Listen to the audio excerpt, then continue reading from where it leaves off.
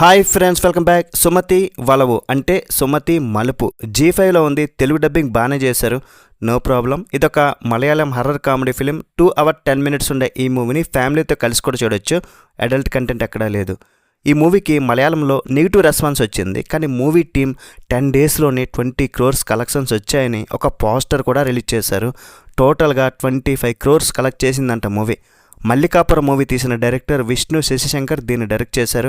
మరి overall movie చూశాక నాకేమనిపించిందంటే మాత్రం యావరేజ్ 1 అనిపించింది భయ్య. ఏదో టైంపాస్ కోసం చూడాలంటే చూడాలి, లేదంటే స్కిప్ చేసిన నో ప్రాబ్లం.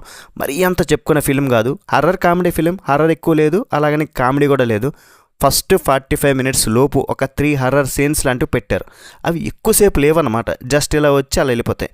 మళ్ళీ ఫస్ట్ హాఫ్ అయ్యేసరికి అంటే ఇంటర్వెల్ వచ్చేసరికి ఒక 15 minutes ఆ మలుపు దగ్గర గర్భిణీ స్త్రీతో ఆ వెహికల్లో వెళ్ళినప్పుడు ఆ వచ్చే సీన్ మాత్రం చాలా బాగుంటుంది. ఆ తర్వాత నుండి సెకండ్ హాఫ్ పెద్దగా ఏం లేదు. ఇంకా క్లైమాక్స్ కూడా సోగానే ఉంది.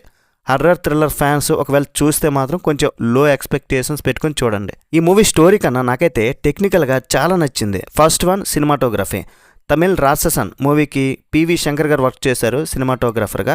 ఈ మూవీని అయితే చాలా బ్యూటిఫుల్గా ఈ థీమ్కి తగ్గ పిక్చరైజ్ చేశారు. సెకండ్ బ్యాక్గ్రౌండ్ స్కోర్ సూపర్ ఉంది. పాటలు నార్మల్గానే ఉన్నాయి, బట్ బ్యాక్గ్రౌండ్ స్కోర్ చాలా నచ్చింది.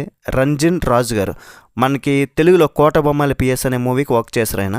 Third art department. ఆ విలేజ్ లొకేషన్స్, ఆ సెటప్ అండ్ మలుపు దగ్గర వచ్చే కొన్ని సీన్స్లో ఆయన వర్క్ అయితే బాగుంది. ఇక హర్రర్ సీన్స్ విషయానికి వచ్చేస్తే మాత్రం భయపెట్టేలా పెద్ద సీన్స్ ఏమీ లేవు. ఒక 2-3 జంప్ స్కేర్స్ ఉన్నాయి, అవి ఓకే. ఫస్ట్ హాఫ్ అయ్యేసరికి ఇంటర్వెల్ దగ్గర వచ్చే సీన్ 15 minutes అది బాగుంటుంది. సుమతి వలవు అంటే సుమతి మలుపు విలేజ్ సెటప్ని తీసుకున్నారు. అక్కడ సుమతి మలుపు అనే ఒక యూటర్న్ ప్లేస్ ఉంటుంది. రాత్రి 8 గంటలు దాటి ఎవరైనా అక్కడికి వెళ్తే మాత్రం ఆ దెయ్యం వచ్చి చంపేస్తుందని ఒక టాక్. సో విలేజ్ వాళ్ళు చాలా భయపడుతూ ఉంటారనమాట.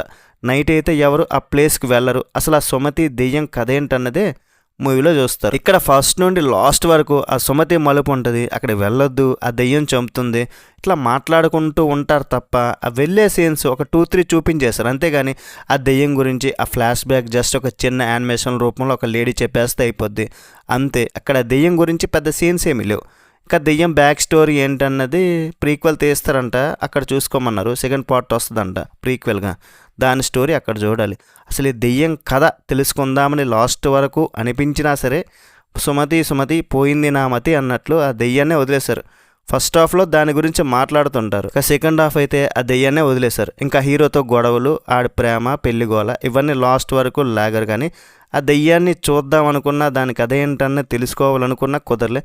చాలా వరకు 40 to 50 క్యారెక్టర్స్ని అయితే పెట్టారు, బట్ అందరూ కూడా బాగా యాక్ట్ చేశారు. టెక్నికల్గా మాత్రం చాలా బాగుంది, బట్ మూవీలో కంటెంట్ ఇంకా ఉంటే కొంచెం బెటర్ అనిపించింది. హర్రర్ కొంచెం ఉన్నా బాగుంది అనిపించింది. మరి ఓవరాల్ మూవీకి రేటింగ్ ఇవ్వాలంటే మాత్రం 2.75 out of 5. That's it guys. Review నచ్చితే ఒక్క లైక్ వేయండి చాలు. నెక్స్ట్ వీడియోలో మళ్ళీ కలుద్దాం. బై బాయ్ అండ్ జై హింద్.